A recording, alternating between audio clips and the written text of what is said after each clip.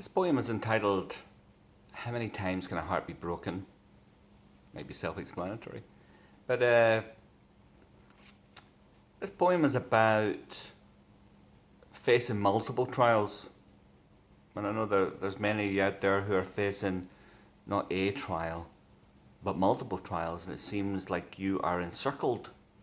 It seems like you wouldn't have any more strength to go on in a fight. It's one trial will be enough, but maybe there's two or three, four different situations going on all at the one time. You feel like a horse that's fallen down, and you don't know if you're ever going to get up again. And this is you suffer from sleeplessness. There's just many things that assaults your soul. You seem like you're surrounded by fears.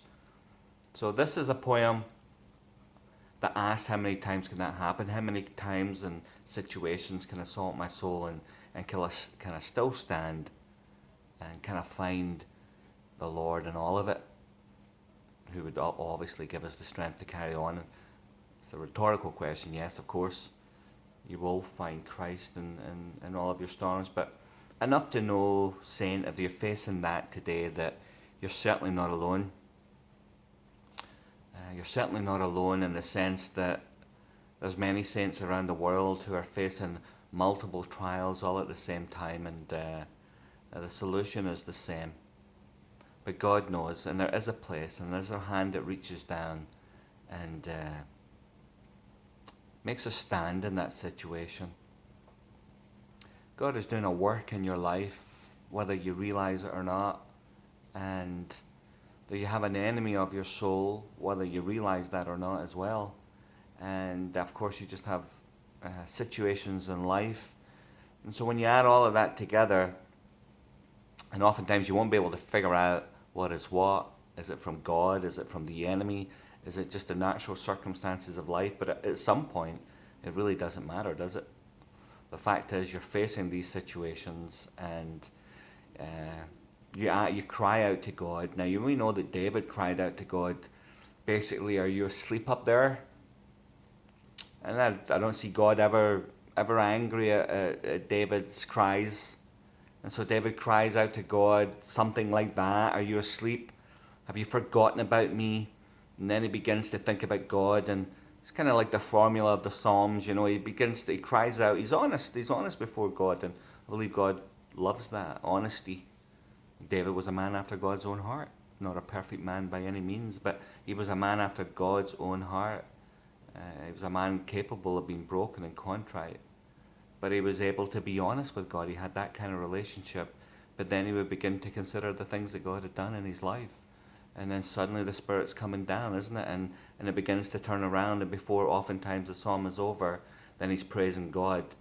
Now, I don't dare suggest for a moment that happens in a moment, because we're condensing it all into a poem, a psalm, as far as David's concerned. But David could have suffered for 2 or 3 years and then wrote a psalm about it, and we read the psalm in a minute or 2 minutes, and we don't want to make the mistake that there's a magic wand anywhere. But see, Paul says, for instance, that I have learned to be content in every situation. Now, I don't know how many situations Paul actually had to go through before he learned, before he finally arrived at that place. But, when David's writing Psalms and talking about that, then he's talking about over a time, a period, a season. And so I just want to encourage you today that even though you're surrounded by many trials, and you maybe cry out to God, how many times can my heart be broken? That God has not left you nor forsaken you. He's with you. He will come. His hand will reach down. And so this is really what the essence of this poem, the thinking behind this poem was. How many times can a heart be broken? How many times can a heart be broken? How many tears have to fall?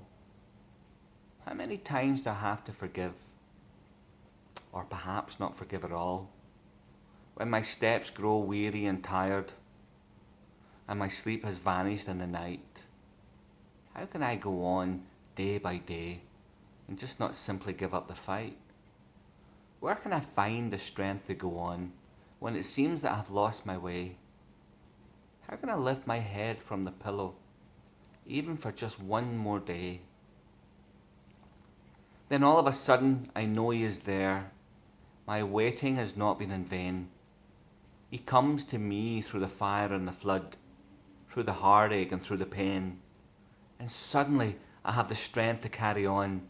I rise on the wings of his love.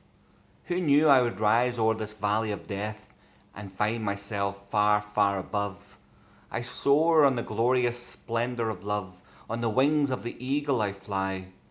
I feast on the banquet he prepares for me as I revel in this endless sky.